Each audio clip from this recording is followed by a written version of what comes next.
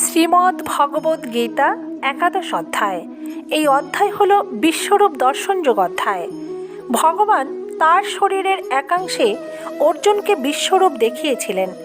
অর্জুনের দৃষ্টি ভগবানের দেহের যে স্থানে পড়েছে সেখানেই তিনি ভগবানের বিশ্বরূপ দেখেছিলেন।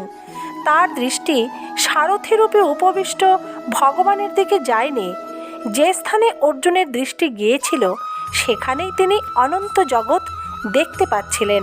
প্রশ্ন হতে পারে, ভগবান তার দেহে সেই এক স্থান বা একাংশ বলতে ঠিক কোন জায়গাটি বোঝাচ্ছেন যেখানে অর্জুন বিশ্বরূপ দর্শন করেছিলেন?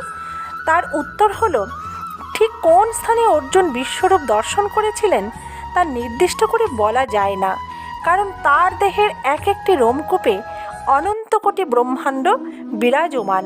ভগবান বলেছেন, আমার দেহের এক অংশে তুমি চর অচর সমেত জগৎ অবলোকন করো। তাই অর্জুনের দৃষ্টি ভগবানের শরীরের যেখানে পড়েছিল সেখানেই তিনি সম্পূর্ণ বিশ্বরূপ দেখতে পাচ্ছিলেন।